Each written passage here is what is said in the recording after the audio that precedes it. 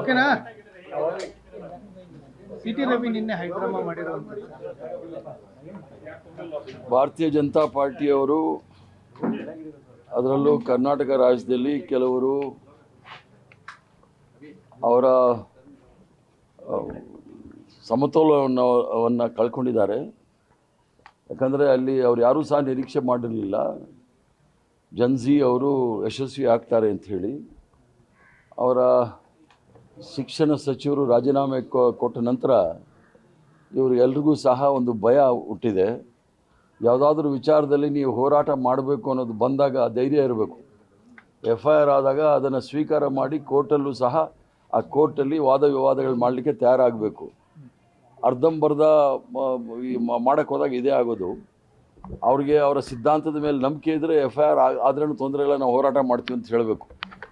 ಇವನು ರಾಮ ಮಂದಿರದ ವಿಚಾರದಲ್ಲೂ ಸಹ ಯಾರೂ ಸಹ ಅಯೋಧ್ಯೆಯಲ್ಲಿ ಇವರು ಯಾರೂ ಸಹ ಭಾರತೀಯ ಜನತಾ ಪಾರ್ಟಿ, ಜನಸಂಘದವರು, RSS ಅವರು ಪ್ರಾಣ ಕಳ್ಕೊಂಡಿರಲಿಲ್ಲ. ಈಗಲೂ ಸಹ ಇವತ್ತು ಸಹ ಕ್ರಿಮಿನಲ್ ಕೇಸ್ ಪೆಂಡಿಂಗ್ ಇದೆ ಲಾಲ್ ಕೃಷ್ಣ ಅದ್ವಾನಿ ಅವ್ರ ಮೇಲೆ, ಮುರಳಿ ಮನೋಹರ್ ಜೋಶಿ ಮೇಲೆ, ಉಮಾಭಾರತಿ ಅವ್ರ ಮೇಲೆ. ಆ ಥರ ಇವ್ರಿಗೇನಾದರೂ ಧೈರ್ಯ ಇದ್ದರೆ ಪೊಲೀಸ್ ಅವರು ಏನು FIR ಮಾಡಿದ್ದಾರೆ ಅದನ್ನು ಧೈರ್ಯವಾಗಿ ನ್ಯಾಯಾಲಯದಲ್ಲಿ ಎದುರಿಸಬೇಕೇ ವಿನಃ ಈ ಥರ ಜನಗಳು ಸೇರಿಸ್ಕೊಂಡು ಕೂಗಾಡೋಕ್ಕೆ ಇದೇನು ಆಫ್ರಿಕನ್ ಕಂಟ್ರಿ ಅಲ್ಲ ಅಥವಾ ನಾರ್ತ್ ಕೊರಿಯಾ ಅಲ್ಲ. ಮುಸ್ಲಿಮರು ಮುಲ್ಲಗಳಂತಾನೆ ಬರೆದರು. ಅದೇ ಅವ್ರಿಗೆ ಮುಸ್ಲಿಮು, ಪಾಕಿಸ್ತಾನು, ಮಚಲಿ, ಮಟನ್ನು, ಮಂಗಲಸೂತ್ರ ಅಂದ್ರೆ ಅದು ಬಿಟ್ಟರೆ ಬೇರೆ ಏನು ರಾಜ್ಯದ ಬಗ್ಗೆ, ದೇಶದ ಬಗ್ಗೆ ಗೊತ್ತೇ ಇಲ್ಲ ಅವ್ರಿಗೆ.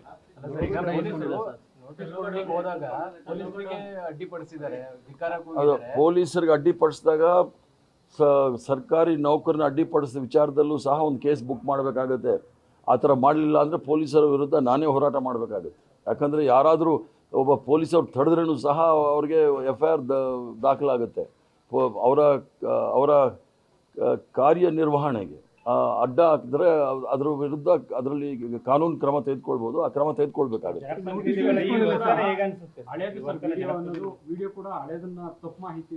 ಅಲ್ಲ, ಅವ್ರ ಜೀವನ ಪೂರ್ತಿ ಮಾಡಿರೋದೇ ಸುಳ್ಳಿನ ಫ್ಯಾಕ್ಟ್ರಿ ಇಟ್ಕೊಂಡಿರೋ ಜನ. ರಾಜಕಾರಣಿಗಳು, ಪೊಲೀಸ್ ಈಗ 5 ವರ್ಷದಿಂದ ಜೈಲಲ್ಲಿ ಇಟ್ಟಿದ್ದಾರೆ. FIR ಕೂಡ ಮಾಡಿಲ್ಲ ಉಮರ್ ಖಾಲಿದ್ಗೆ. ಇಂಥವ್ರಿಗೇನು ಇವರೇನು VVIPಗಳ? ಇವರು ಸಂವಿಧಾನದಿಂದ ಮೇಲಿರ್ತಕ್ಕಂಥವ್ರ, ಕಾನೂನಿನ ಮೇಲಿರ್ತಕ್ಕಂಥವ್ರ? ಈ ದೇಶದಲ್ಲಿ ಎಲ್ರಿಗೂ ಒಂದೇ ಕಾನೂನು. ಉಮರ್ ಖಾಲಿದ್ಗೂ ಆ ಕಾನೂನು ಇದೆ, ಇವ್ರ ಮೇಲೂ ಆ ಕಾನೂನು ಆಗಬೇಕಾಗಿದೆ. ಡೆಲ್ಲಿಗೆ ಹೋಗ್ತಾ ಇದ್ದೀನಿ. ಕ್ಯಾಬಿನೆಟ್ ವಿಚಾರ ಅಲ್ಲ. ನಾನು ಇವತ್ತಿಂದ 30ನೇ ತಾರೀಕುವರೆಗೂ ಕರ್ನಾಟಕದಲ್ಲಿಲ್ಲ. ಆದ್ದರಿಂದ 30ನೇ ತಾರೀಕು ನಾನು ಬರ್ತೀನಿ. ಡೆಲ್ಲಿನಲ್ಲಿ ಏನಾದರೂ ವಿಚಾರಗಳು, ಬೆಳವಣಿಗೆಗಳಿದ್ದರೆ ಅಲ್ಲಿ ನಿಮ್ಮ ಸ್ನೇಹಿತರಿದ್ದಾರೆ, ಅವರಲ್ಲಿ ಮಾತಾಡ್ತೀನಿ. ಯಾಕಂದರೆ ನಾನು ಇವತ್ತು ಯಾವುದೋ ಖಾಸಗಿ ವಿಚಾರದಲ್ಲಿ ಹೋಗ್ತಾ ಇರೋದು. ಅಲ್ಲಿ ಡೆಲ್ಲಿಗೆ ಹೋದ್ಮೇಲೆ ಏನು ಬೆಳವಣಿಗೆ ಅದನ್ನು ನೋಡಿ ನಾನು ನಾನು ಸಹ ಸಿದ್ದರಾಮಯ್ಯರ ಜೊತೆಗೆ ಹೋಗ್ತಾ ಇದ್ದೀನಿ. ಶಿವಕುಮಾರ್ ಅವರು MP ಗಳ ಸಭೆ ಕರೆದಾರೆ. ಅವರು ಈಗಾಗಲೇ 10 ಗಂಟೆ ಫ್ಲೈಟಲ್ಲಿ ಹೋಗಿದ್ದಾರೆ. ನಾನು ಈಗ ಹೊರಟಿದ್ದೀನಿ. ಅಲ್ಲಿ ಹೋದಾಗ ಏನೋ ಬೆಳವಣಿಗೆ ಇದ್ದರೆ ನಿಮ್ಮ ಸ್ನೇಹಿತರಿಗೆ ಸಿಗ್ತೀನಿ. ನಾನಾದರೂ ಹೋಗ್ತಾ ಇರ್ತಕ್ಕಂಥದ್ದು ನಾನು 3 ದಿವಸಗಳ ಕಾಲ ಕರ್ನಾಟಕದಿಲ್ಲ. ಅದಕ್ಕೋಸ್ಕರ ಡೆಲ್ಲಿಗೆ ಹೋಗಿ ಆ ಕಡೆ ಹೋಗ್ತೀನಿ. ಎಲ್ಲ ನಿರೀಕ್ಷೆ ಮಾಡ್ತಾ ಇದ್ದೀವಿ. ಹೈಕಮಾಂಡ್ ತೀರ್ಮಾನ ತೆಗೆದುಕೊಳ್ಬೋದು ಅನ್ನೋ ಭರವಸೆ ಇದೆ. ಅದೆಲ್ಲ ಊಹಾಪೋಹಗಳು. ಮತ್ತು ಅದಕ್ಕೇನಂತೀರ, ಅವರು ಬಲ್ಲ ಮೂಲಗಳಿಂದ ಅಂತ ಹೇಳಿದ್ದಾರೆ. ಆ ಬಲ್ಲ ಮೂಲಗಳಿಂದ ಅಂದರೆ ಯಾರು ಬಲ್ಲವರು ಅನ್ನೋದನ್ನ ಅವ್ರನ್ನೇ ಕೇಳಿದ್ರೆ ಭಾಳ ಒಳ್ಳೆಯದು.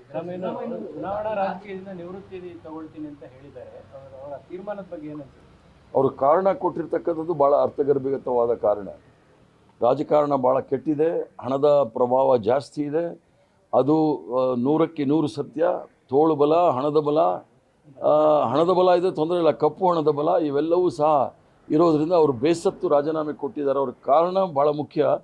ಮತ್ತು ರಾಜಕೀಯ ನಿವೃತ್ತಿ, ಇದು ಸಕ್ರಿಯ ರಾಜಕಾರಣ ಅಂದರೆ ವಿಧಾನಮಂಡಲ ರಾಜಕೀಯದಲ್ಲಿಂದ ನಿವೃತ್ತಿ ಹೊಂದಿರ್ತಕ್ಕಂಥದ್ದು, ಚುನಾವಣಾ ರಾಜಕೀಯದಿಂದ ನಿವೃತ್ತಿ ಹೊಂದಿರ್ತಕ್ಕಂಥ ಹೇಳಿರೋದು.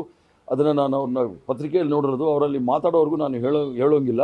ಬಟ್ ಯಾವ ನಿಮ್ಮ ಪತ್ರಿಕೆಗಳು, ಮಾಧ್ಯಮದಲ್ಲಿ ಬಂದಿದೆ, ರಾಜಕೀಯ ಭಾಳ ಕೆಟ್ಟದಾಗಿದೆ, ಹಣದ ಬಲ, ತೋಳು ಬಲ ಇವೆಲ್ಲವೂ ಜಾಸ್ತಿ ಆಗಿರೋದ್ರಿಂದ ನನಗೆ ಬೇಸತ್ತಿದೆ ಅಂತ ಹೇಳಿದ್ದಾರೆ. ಅದು ನಿಜ.